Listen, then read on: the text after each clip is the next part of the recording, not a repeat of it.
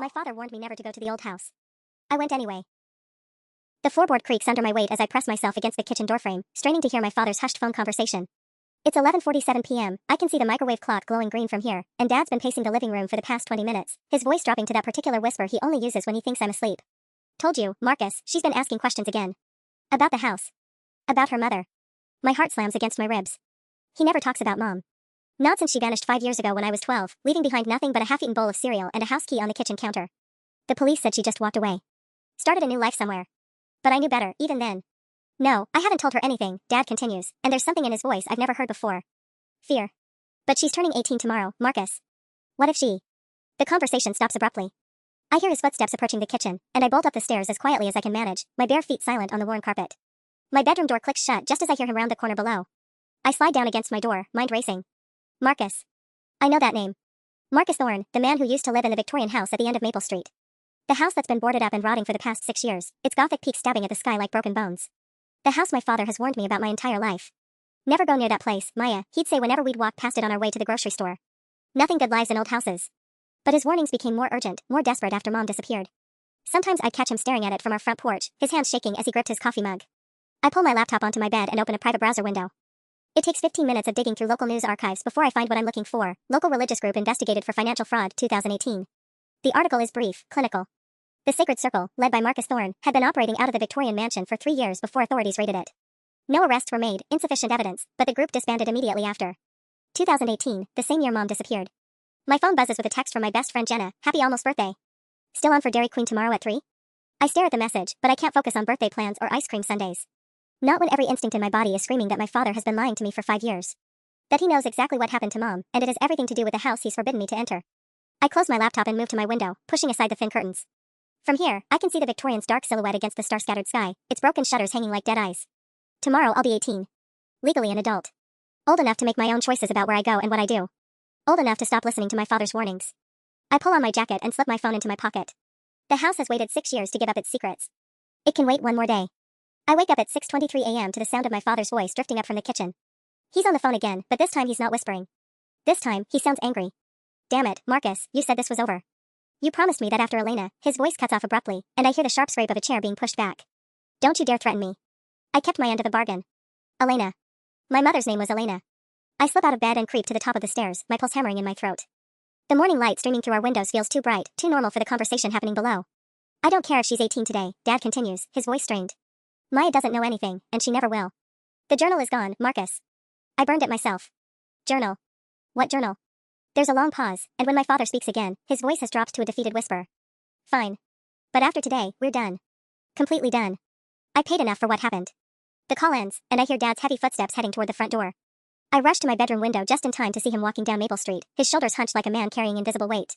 He stops directly in front of the Victorian house, stares at it for a full minute, then pulls out his phone and makes another call. Even from this distance, I can see his hands shaking. By the time he returns 20 minutes later, I'm in the kitchen making coffee, trying to look casual. Morning, Dad. You're up early. He freezes in the doorway, his face pale and drawn. For a moment, he looks at me like he's seeing a ghost. Maya. Happy birthday, sweetheart. Thanks. I pour him a mug of coffee, studying his face. Everything okay? You look tired. Just work stuff. He accepts the coffee but doesn't drink it. Listen, I know we usually do something special for your birthday, but I have to go out of town today. Emergency at the Portland office. This is a lie. Dad works for a local accounting firm and hasn't traveled for business once in the 5 years since Mom disappeared. He's never even mentioned a Portland office. That's okay, I say, forcing a smile. Jenna and I are hanging out anyway. Relief floods his features. Good. That's good. You should stay with her tonight, actually. Maybe the whole weekend. I might not be back until Monday. He's never suggested I stay away from the house before. Never encouraged me to be anywhere but safely under his watch. The fact that he's practically pushing me out the door tells me everything I need to know. Whatever's happening today, he doesn't want me here for it. Sure, Dad. I'll pack a bag. He nods and disappears upstairs, probably to throw some clothes in a suitcase to make his story look real. While he's gone, I grab his coffee mug and notice something that makes my stomach drop. There's a key stuck under the bottom with a piece of tape. An old-fashioned skeleton key with an ornate head, the kind that might open the door of a Victorian house built in 1892. The kind my father has apparently been hiding for years. I peel off the key and slip it into my pocket just as his footsteps sound on the stairs. When he returns with his overnight bag, I'm innocently buttering toast, the weight of his secret burning against my hip. I'll see you Monday, Maya. Be good. He kisses my forehead and leaves without another word. It's 7:45 a.m. on my 18th birthday, and I'm finally holding the key to everything my father never wanted me to find. The key feels heavier in my pocket than it should as I watch Dad's car disappear around the corner of Maple Street. I wait another 10 minutes to make sure he's really gone before pulling it out and examining it properly in the morning light. The metal is tarnished silver, worn smooth in places from years of handling.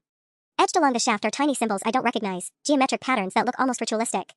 When I hold it up to the window, the sunlight catches an inscription on the head, Sanctum Circuli. My high school Latin is rusty, but I think it means sacred circle. The same name as Marcus Thorne's cult. I'm still staring at the key when my phone rings. Jenna's contact photo, her making bunny ears behind my head at last year's homecoming, fills the screen. Birthday girl, she squeals before I can say hello. Please tell me you're ready for the most epic 18th birthday in the history of epic birthdays. Actually, Jenna, I need to cancel our plans. Silence. Then, what? Maya, we've been planning this for weeks. Dairy Queen, mini golf, that new horror movie at the 7:30 showing. I already bought the tickets. I close my eyes, hating myself for what I'm about to do. I'm sorry. Family stuff came up. Rain check? Family stuff? It's your birthday, Maya. What kind of family stuff happens on someone's birthday? The kind where your father runs away with a mysterious key after making secret phone calls about your dead mother's journal, I want to say. Instead, I go with, Dad's having some kind of crisis. I need to be here for him. Another pause. Okay, that's weird, but whatever. We'll do something tomorrow instead. But I'm still coming over tonight with ice cream cake. No arguments. Jenna, no. Ice cream cake, Maya. I already bought it. It has those little sugar flowers you like. The line goes dead before I can protest further. I stare at my phone, calculating. It's 8:15 a.m. now. If I'm going to search the Victorian house, I need to do it before dark, which means before Jenna shows up with cake and questions I can't answer. I grab a flashlight from the kitchen drawer and slip on my running shoes. The key goes into my front pocket where I can feel its weight against my leg with every step. The walk to the end of Maple Street takes exactly 3 minutes. 3 minutes to reach the rusted iron gate that surrounds the Victorians' overgrown yard. 3 minutes to stand before the house that has haunted my peripheral vision for my entire life. Up close, it's even more imposing than I remembered. The wraparound porch sags under the weight of rotting timber, and black mold creeps up the once white siding like spilled ink. Most of the windows are boarded over, but a few on the second floor still have glass, dark and reflective as dead eyes. A metal sign hangs crooked from the gate, condemned and no trespassing violators will be prosecuted. The paint has faded to barely legible gray, and someone has scratched additional words below in what looks like fresh marker, she's waiting. My hands shake as I push open the gate. The hinges shriek in protest, a sound so sharp and sudden that a flock of ravens explodes from the oak tree in the front yard. I count 12 of them as they wheel overhead before disappearing beyond the roofline. The front porch steps groan under my weight, but they hold.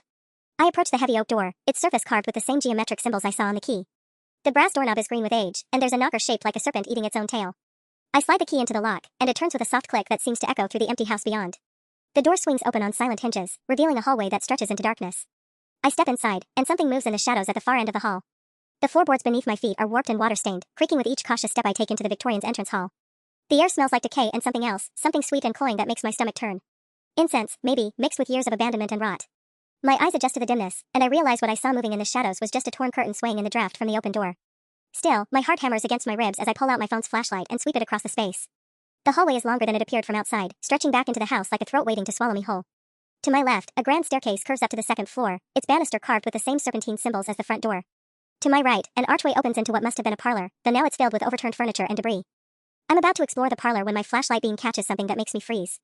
There, carved deep into the wooden wall beside the staircase, are 2 dates, Elena Reeves, March 3, 1978 to October 15, 2018, and below it, in fresher cuts, Maya Reeves, March 3, 2005. Today's date. My birthday. My hands shake so violently I nearly drop my phone. Someone carved my name here. Someone who knew I'd come. Someone who's been waiting for me to turn 18, just like Dad feared. But it's the date above mine that steals the breath from my lungs. October 15, 2018. I'd always been told Mom disappeared on October 12th.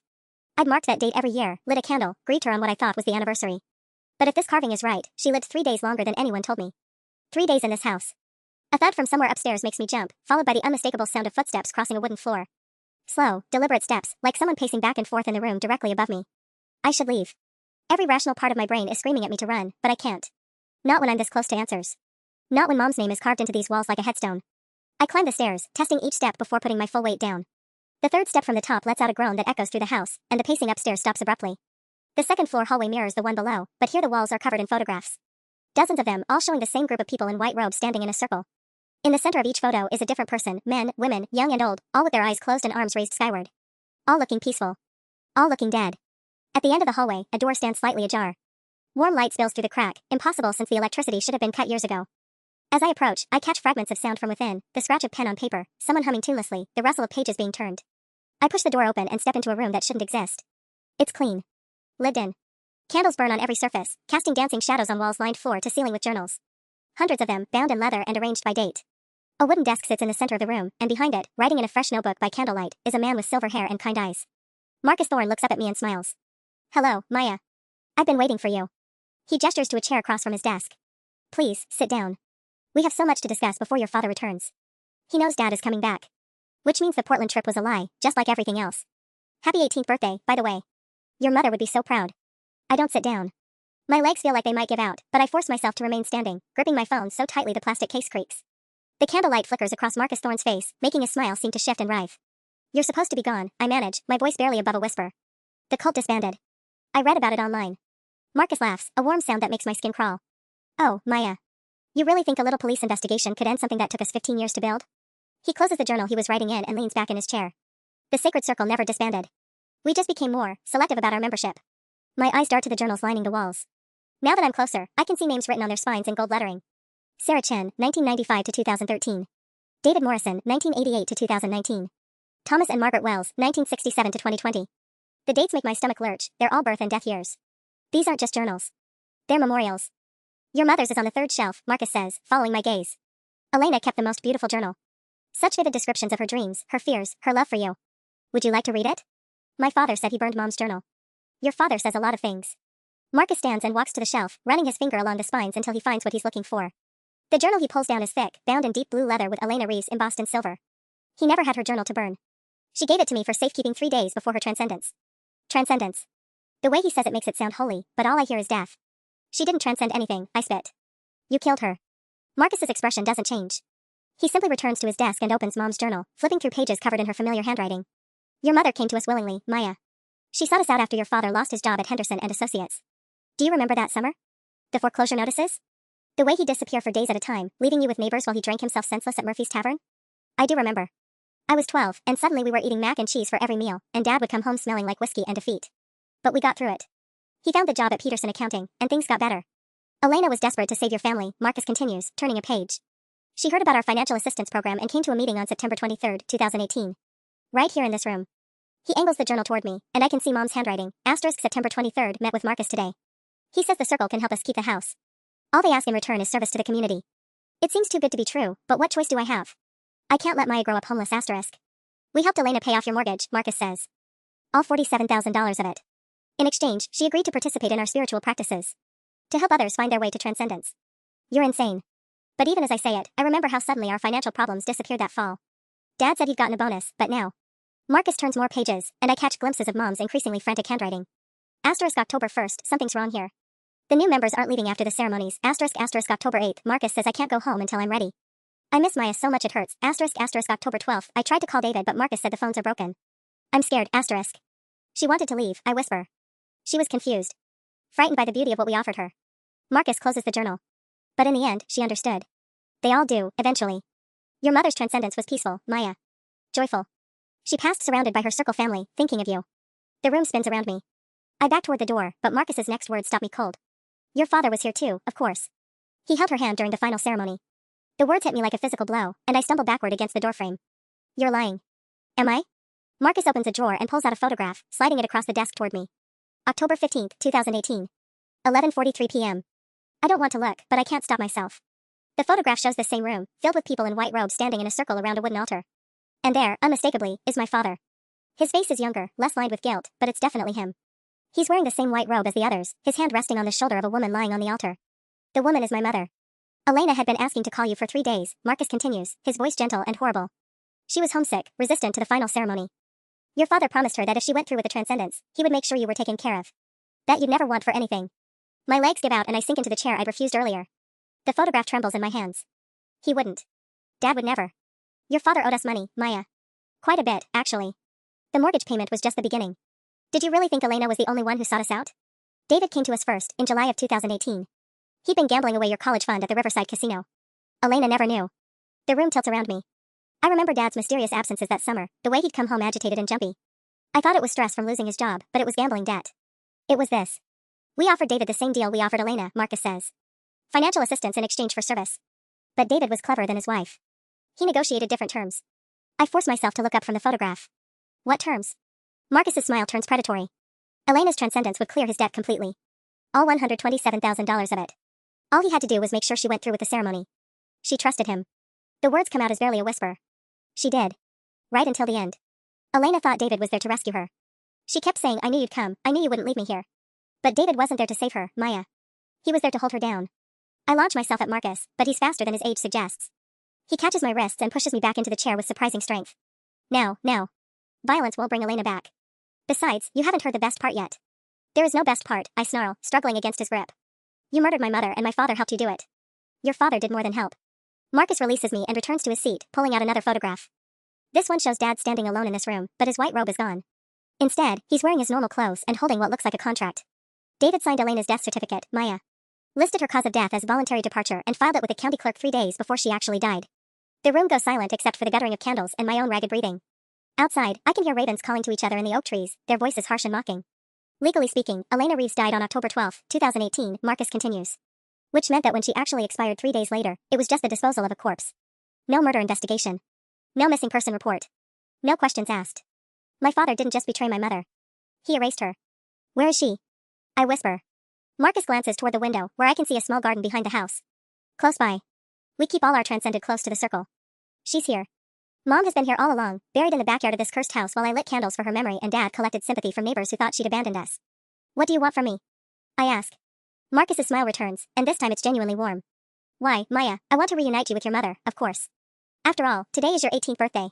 You're finally old enough to choose your own path. He opens his desk drawer again and pulls out a fresh white robe, exactly my size. Welcome to the sacred circle. The white robe feels like ice against my skin as Marcus holds it out to me, but I force myself to lean back in the chair, putting distance between us. You think I'm going to put that on? You think I'm going to just let you murder me like you murdered my mother? Murder? Marcus looks genuinely puzzled. Maya, I've never murdered anyone. Every member of the sacred circle chose their transcendence freely. Even Elena, in the end. You just told me my father held her down. I said he held her hand. There's a difference.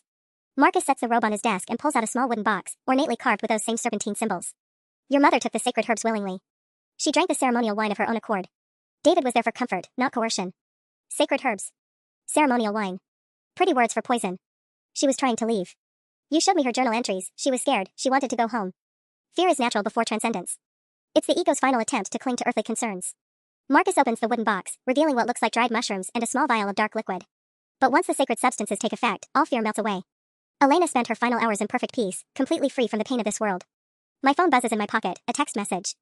I glance down quickly and see it's from Jenna. Asterisk Dad's being weird about tonight. Says you texted him that you're sick. You didn't tell him you were sick when you called me. Asterisk. Ice floods my veins. I never texted Jenna's father.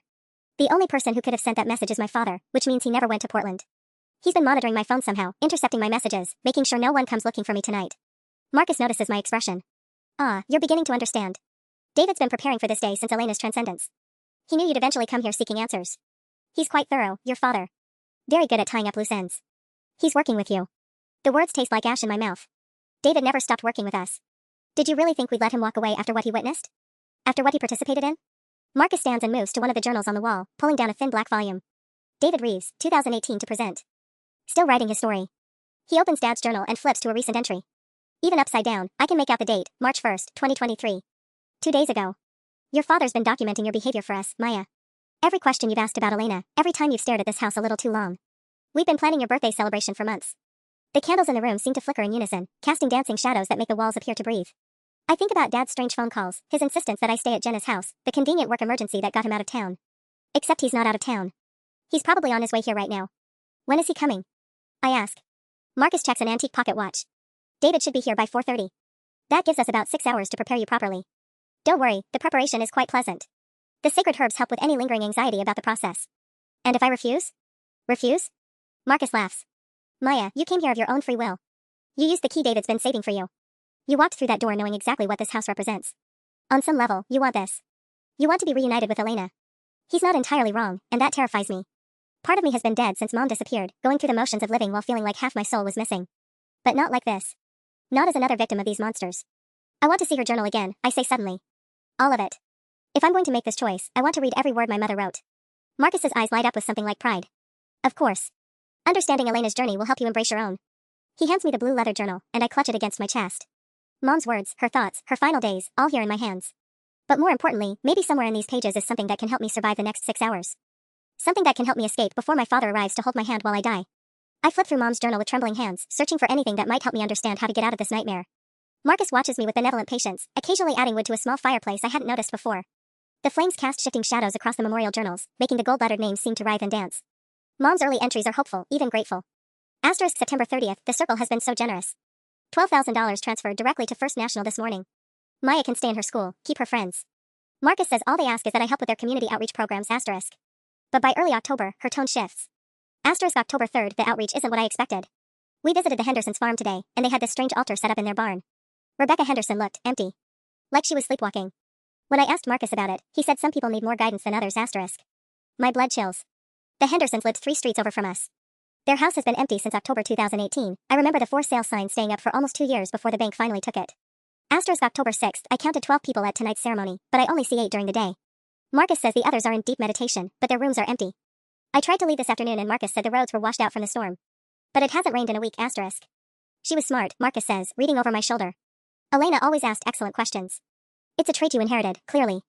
I keep reading, looking for any mention of an escape route or outside contact. Asterisk October 9th, found a phone in Marcus's office and called David. Told him where I was and begged him to get me out. He said he'd come tomorrow night with the police. I'm hidden in the old root cellar behind the kitchen. If something happens to me, I want Maya to know I never stopped fighting to come home, asterisk. The root cellar. Mom found a hiding place. If it's still accessible, maybe I can. The root cellar was sealed years ago, Marcus says casually, as if reading my thoughts. After Elena's little adventure, we decided it was a security risk. Shame, really. It had such lovely stonework. I flipped to October 10th, desperate to read about Dad's rescue attempt that never came. But the entry stops me cold. Asterisk October 10th, David came.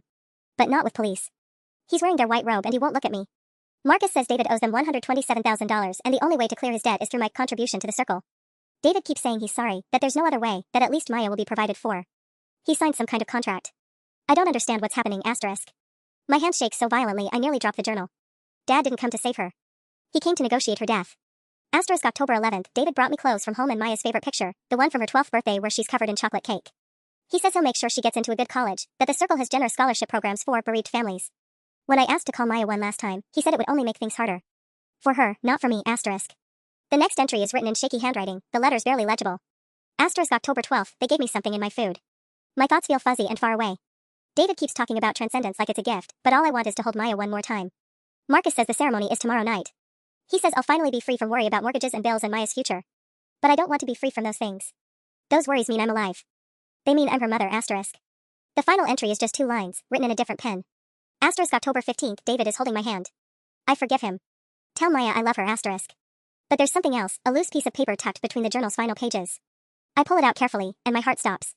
It's a hand-drawn map of the house, sketched in Mom's careful writing. The root cellar is marked with an X, but there's another mark I missed, a small circle behind the fireplace in this very room, labeled Tunnel leads to Cromwell Street. An escape route. And Marcus hasn't noticed the paper in my hands. I close the journal and look up at him with what I hope appears to be resigned acceptance. I understand now. When do we begin the preparation? Marcus beams. Wonderful.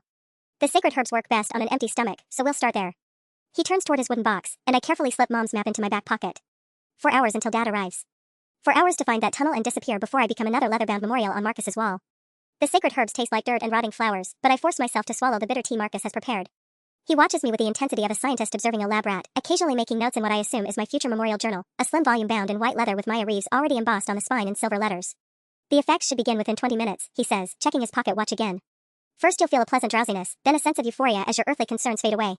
Elena described it as floating on a warm river toward the most beautiful light. I nod and try to look peaceful while mentally cataloging every detail of the room. The fireplace Mom marked on her map is directly behind Marcus's chair, its opening blocked by an ornate iron screen. I can see scorch marks on the stones inside, but the fire he built earlier has burned down to glowing embers. If there really is a tunnel behind it, I'll need to move those heavy stones without making noise. Tell me about the others, I say, gesturing toward the memorial journals. Did they all have families who missed them? Marcus's expression grows wistful. The early members were mostly solitary souls, drifters, people estranged from their families.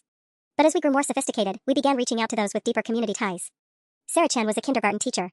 David Morrison managed the First National branch downtown. Their disappearances required more, creative explanations. What kind of explanations? Car accidents on remote highways where the bodies are never recovered. Hiking trips gone wrong in national parks. Sarah supposedly moved to Oregon to care for a sick aunt who conveniently died 6 months later. Marcus pulls down one of the journals and shows me a newspaper clipping tucked inside the cover. The obituary section has been quite useful for creating fictional relatives. My stomach lurches, and not from the herbs. 23 people have disappeared from our town over the past 7 years, all of them sitting on these shelves like trophies. And the whole community just accepted the explanations, never questioning why so many people suddenly developed sick relatives or wanderlust or accidents in convenient locations. My father helped with all of these? David has been invaluable. His accounting background makes him excellent at forging documents, and his reputation for reliability means no one questions his version of events. Marcus returns the journal to its place. When Sarah moved to Oregon, David was the one who helped her close her bank accounts and forward her mail. Very thorough. A wave of dizziness washes over me, and I grip the arms of my chair. The herbs are starting to work, making the candlelight seem brighter and the shadows deeper. I need to move soon, before I'm too impaired to think clearly. I'm feeling strange, I say, which isn't entirely a lie. Could I have some water? Marcus looks pleased. Of course. The sacred herbs can be quite dehydrating. He disappears through a door I hadn't noticed before, presumably leading to a bathroom or kitchen. The moment his footsteps fade, I launch myself toward the fireplace, my legs unsteady but functional. The iron screen is heavier than it looks, but I manage to drag it aside with minimal noise. Behind the embers, the back wall of the fireplace is made of loose stones, just like Mom's map indicated. I start pulling them away, my hands shaking from the herbs and adrenaline. 3 stones, 4, 5, and then I see it. A hole just large enough for a person to crawl through, with cool air flowing from the darkness beyond. Marcus's footsteps echo from the hallway, getting closer. I grab Mom's journal and dive headfirst into the tunnel, pulling the loose stones back into place behind me just as I hear Marcus return to the room. Maya? Where did you? His voice cuts off abruptly, followed by the crash of the water glass hitting the floor. The tunnel is barely wide enough for my shoulders, forcing me to army crawl through absolute darkness while Mom's journal clutches to my chest. The stone walls scrape against my jacket, and I can hear Marcus shouting behind me, his voice echoing strangely through the fireplace opening. Maya. The tunnel hasn't been used in years, the supports might not hold. I ignore him and keep moving forward, following the slight downward slope. The air grows colder and damper as I crawl, and after what feels like forever, my hands touch something soft and wet. I pull out my phone's flashlight and immediately wish I hadn't. The tunnel floor ahead is covered in bones. Not human bones, these are too small, too delicate. Rats, maybe, or birds. Dozens of tiny skeletons scattered across the stone like a carpet of death. Some look recent, their bones still held together by dried sinew. Others have crumbled to dust, leaving only fragments and empty eye sockets that seem to stare at me accusingly. The herbs in my system make everything feel surreal, like I'm crawling through someone else's nightmare. But the sharp edges of the bones cutting into my palms are real enough, and the smell of decay that grows stronger with each foot forward is definitely not a hallucination. Behind me, I hear the scrape of stones being moved. Marcus has figured out how to access the tunnel, and from the sound of it, he's not alone. David, she couldn't have gotten far, comes Marcus's voice, muffled by stone but clearly audible. The sedative should be taking full effect by now. Dad's here.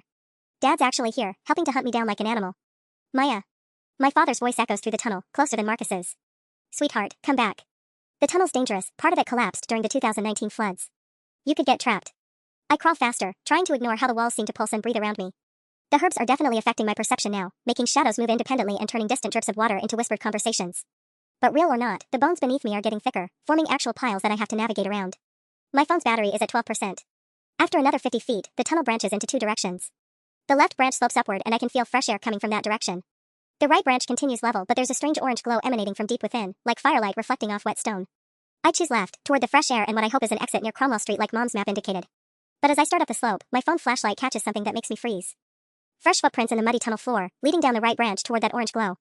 The prints are small, maybe a size 6 shoe, and the tread pattern looks modern. Someone else has been in these tunnels recently. Someone who's still down here, based on the light source ahead. Maya, I can hear you moving, Dad calls, his voice much closer now. Please, baby girl, don't make this harder than it has to be. The circle takes care of their families, you'll have everything you need for college, for your future. Your mother understood that in the end. But there's something else in his voice now, something I've never heard before. Panic. Dad's actually scared, and not for me, he's scared of what Marcus will do if I escape. The orange glow in the right tunnel flickers, and I swear I hear someone coughing down there. Someone alive.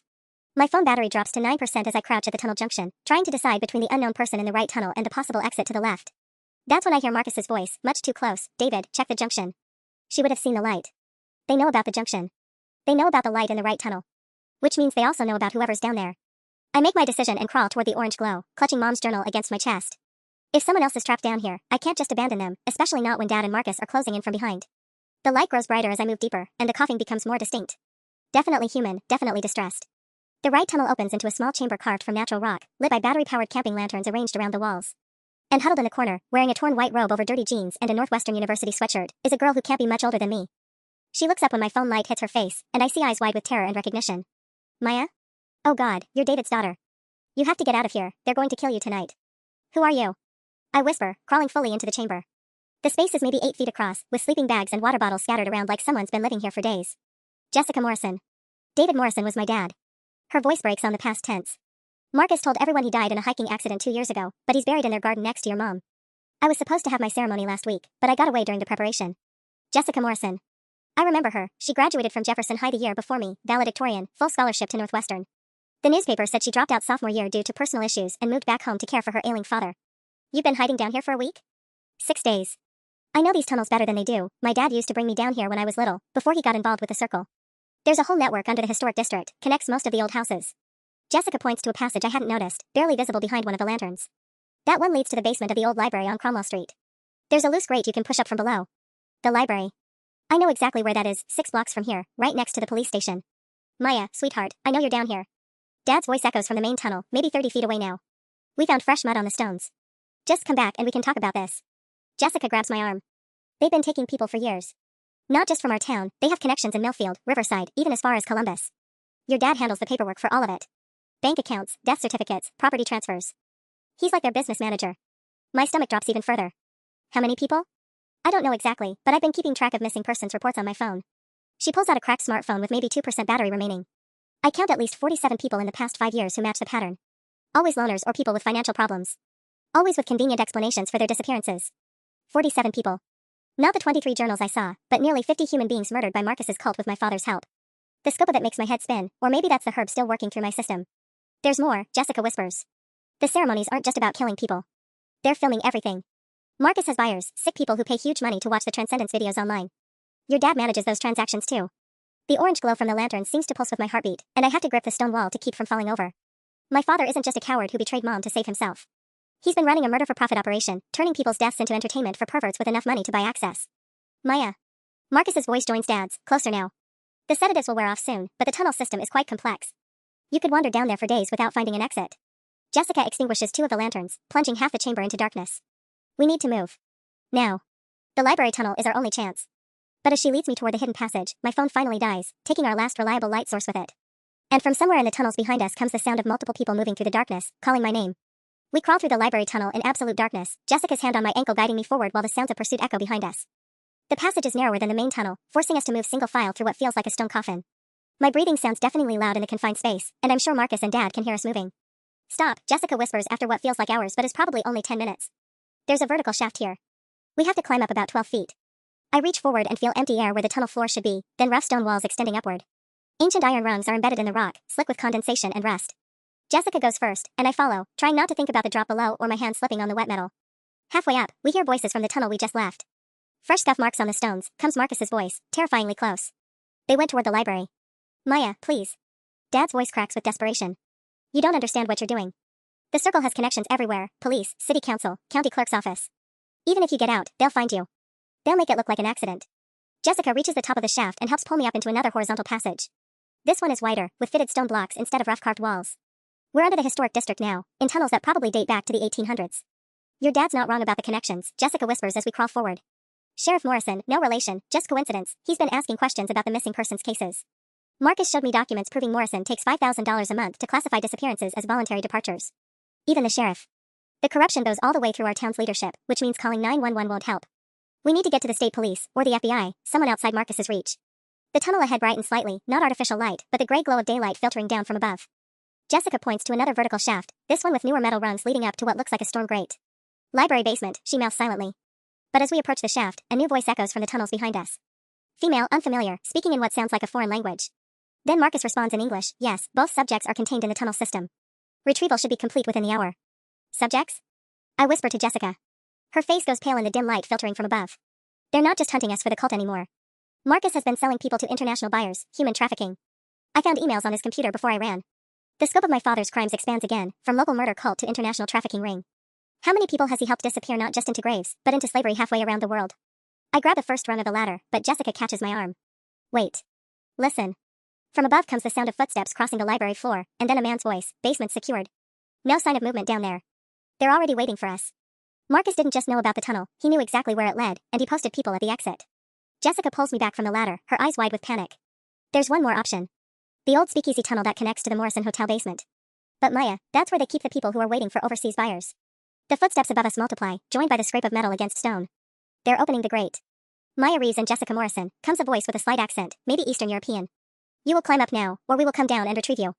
Jessica grabs my hand. The speakeasy tunnel. It's our only chance, even if we have to go through their holding area. Behind us, flashlight beams dance through the darkness as Marcus and Dad close in from the main tunnel system. Above us, the storm grate clangs open and a rope ladder drops down. We're trapped between 3 groups of killers, and my father is leading one of them. Jessica leads me deeper into the tunnels, away from both the voices above and behind us. The speakeasy tunnel is even older than the others, with brick walls instead of stone and rusted metal pipes running along the ceiling.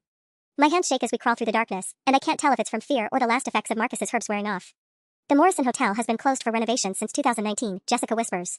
Perfect cover for moving people in and out without anyone noticing. I saw the shipping manifests on Marcus's computer. They're charging $50,000 per person to buyers in Romania and Moldova. $50,000. I think about all the missing person cases Jessica mentioned, 47 people over 5 years. That's over $2 million, not counting whatever they make from their sick videos. And my father has been managing the money side of an operation that's destroyed dozens of families. The tunnel curves left, then right, following what must have been the original street layout from the 1890s. After another 100 feet, we start hearing voices ahead, multiple people speaking in hushed tones. Jessica holds up her hand for me to stop. That's the holding area, she breathes directly into my ear.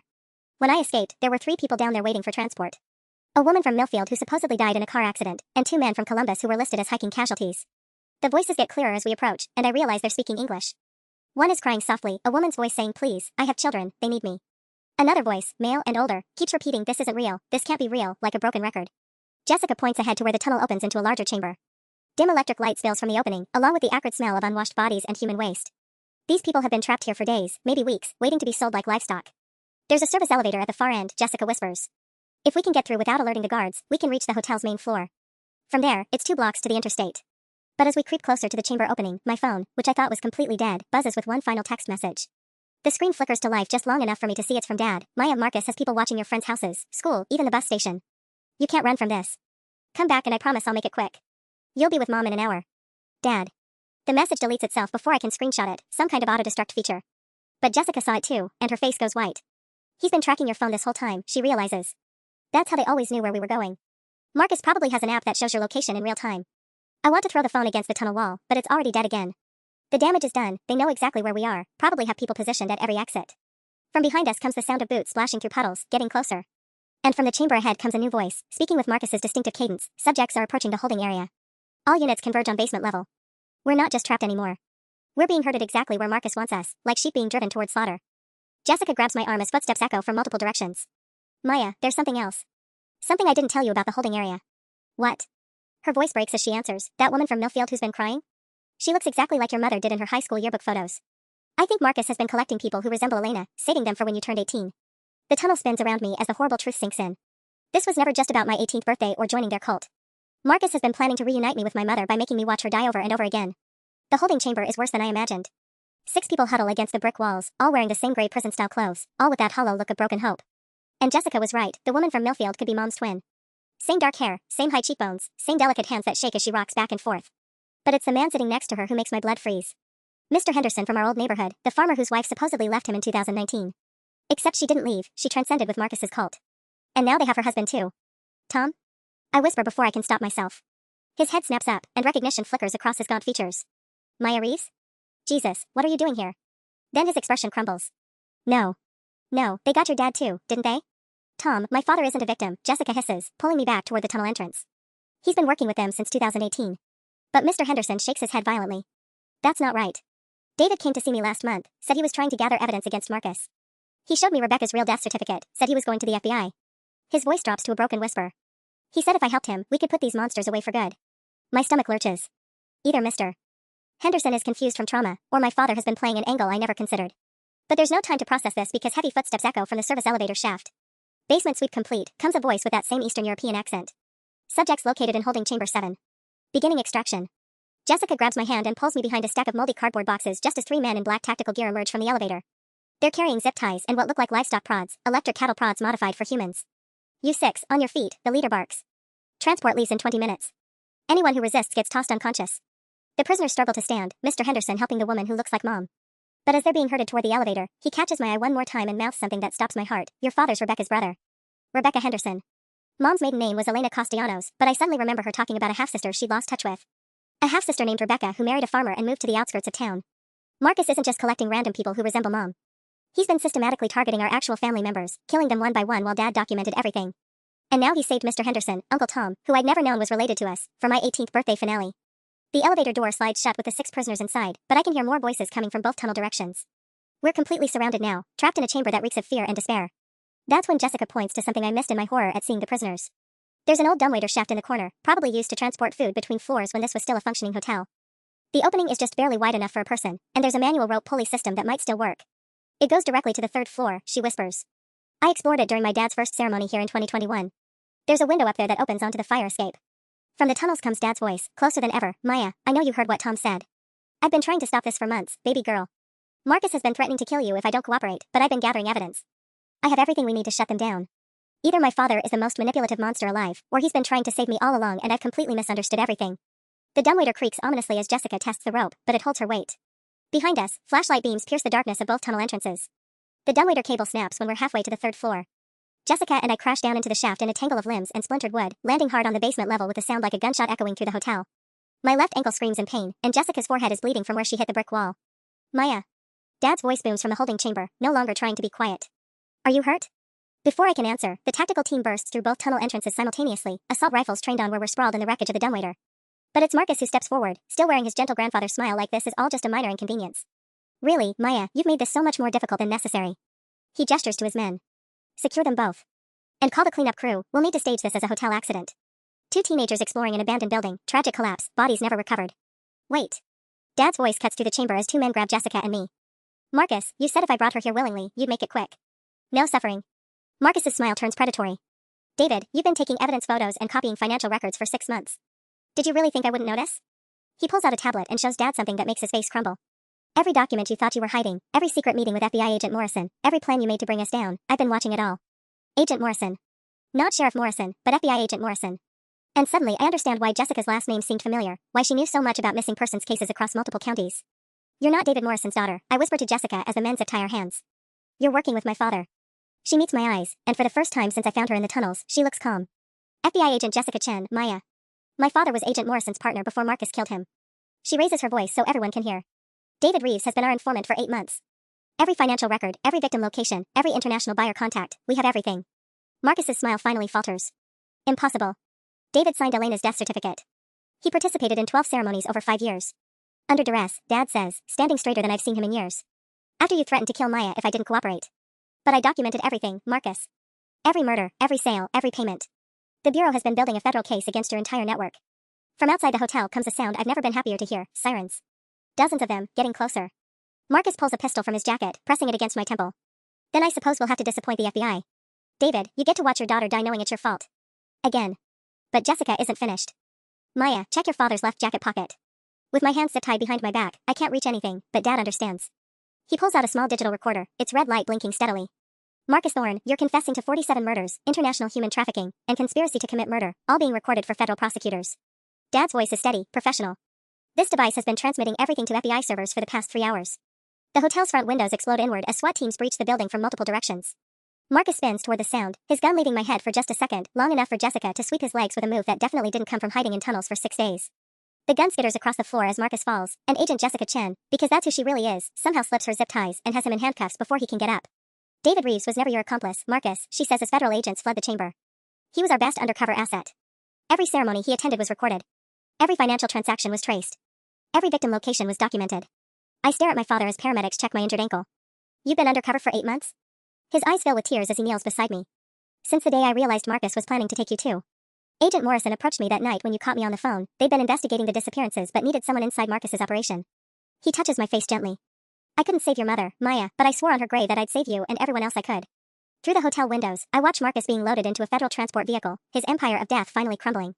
47 families will get closure. The 6 prisoners upstairs will go home to their children. And I finally understand why my father warned me never to go to the old house. He was trying to protect me from the truth that would destroy everything, until the truth became the only thing that could save us all.